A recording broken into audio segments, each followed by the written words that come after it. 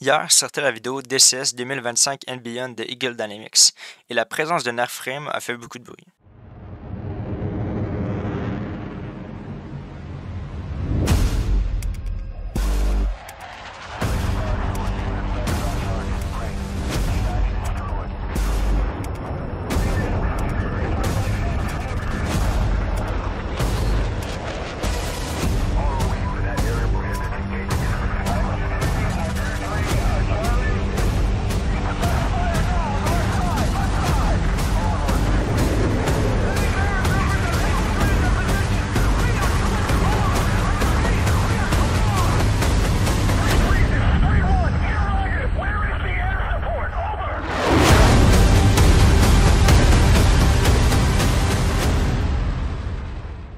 L'annonce du développement du F-35 en full fidélité a amené beaucoup de questions et dans cette vidéo, nous allons en parler.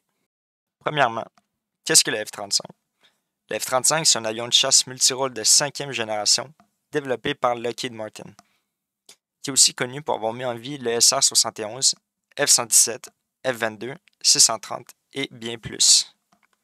Le surnom du F-35 est le Lightning II, mais il est aussi appelé le Fat Amy pour des raisons qui sont assez visuelles.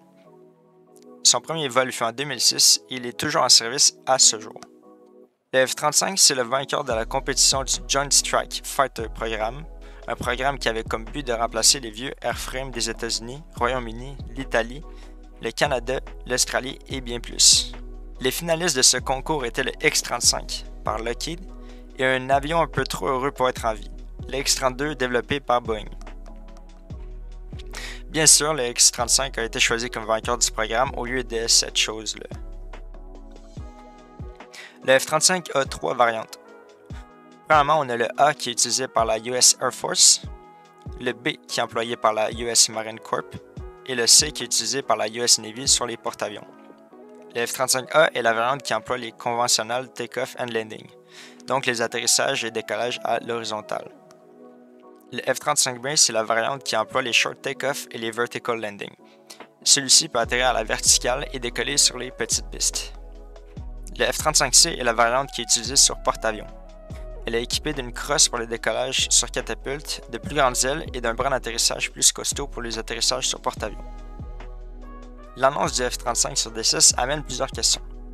Premièrement, pourquoi le F-35? Le F-35, c'est un avion qui est connu à l'international. C'est l'avion de chasse principal des États-Unis et de plus en plus de pays l'adoptent. C'est un airframe qui attire beaucoup l'attention car ce serait le premier avion de 5e génération qui ferait son apparition sur D6. Quelles variantes vont-ils publier? Eagle Dynamics travaille sur le F-35A en premier. C'est la variante qui est utilisée par la US Air Force. Ils ont tout de même l'intention de développer le F-35B et le F-35C, mais plus tard dans le futur. Quand va-t-il sortir? Eagle Dynamics compte, je cite, « véritablement » commencer le développement du F-35A en cette année 2025 et le publier en 2026. Ils disent aussi que les dates peuvent changer, donc on peut s'attendre à un délai de peut-être 2 more weeks. Comment vont-ils développer le F-35 alors que beaucoup de ses capacités et fonctionnements est classifié? Je vais simplement traduire ce qui est dit dans la FAQ du F-35 sur le site de Eagle Dynamics. À partir de 2010, les démonstrations du F-35 sont devenues très courantes lors des salons de défense et de la sécurité. Ces démonstrations ont souvent été filmées et offrent un excellent aperçu du Pilot Vehicle Interface du F-35 de 2010 à 2015. Ces éléments, combinés à une multitude de documentation publique, de démonstrations de systèmes sous-traitants, de commentaires publics des pilotes de F-35 et de PVI établis sur d'autres avions, nous permettront de créer une simulation de F-35A largement complète et précise. C'est à vous d'interpréter ce message, mais pour ma part, je trouve ça très flou et imprécis. Honnêtement, j'ai été excité de voir que le F-35 était dans le trailer de DCS 2025 and Beyond. Le F-35 est mon avion préféré et j'avais pris pour acquis qu'il ne fera jamais son apparition sur DCS. Cependant, après avoir lu la FAQ d'Eagle Dynamics parlant de leurs sources et de leur plan pour son développement, je suis assez sceptique. Premièrement, quel serait le rôle du F-35 sur DCS? La scène moderne de D6 est constituée de F-18, F-16, JEP-17, F-15E et nous allons bientôt avoir le Typhoon. Mais ça, c'est tous des avions de 4e génération. Avons-nous réellement besoin d'un F-35 alors qu'on débat déjà de modules occidentaux modernes? Contre quoi va-t-il pouvoir se battre?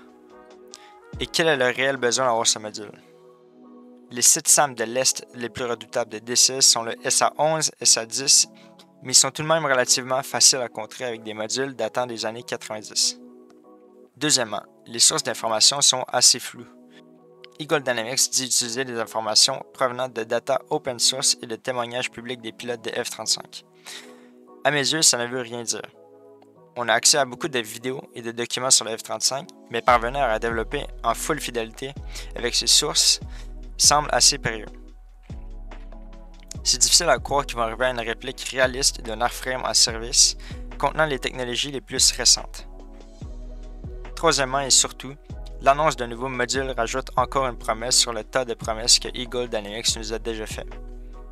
Nous avons le tiers d'Afghanistan qui est sorti, la mise à jour de Supercarrier qui est pétée, la Chinook qui est buggée et non complète, Caucasus qui demande une mise à jour, le système ATC qui est inutile, le sniper pod du F-16 qui nous est promis depuis un petit bout, les nombreux bugs sur tous les modules et armements du jeu. Je pourrais continuer, mais j'ai pas une heure à perdre à tout lister. Avec tous les modules et les maps qui sont en early access en ce moment, est-ce que ça serait pas une meilleure idée de retravailler ce qu'ils ont déjà fait? Pour conclure, je suis content de l'arrivée du F-35 sur DCS, mais je suis quand même mitigé sur ce qu'ils sont en train de nous vendre. Au final, j'espère de tout cœur que le projet ne tombera pas à l'eau et que le F-35 voit le jour sur DCS. Merci à ceux qui ont regardé la vidéo jusqu'à la fin, c'était Bert, prenez soin de vous, bye bye.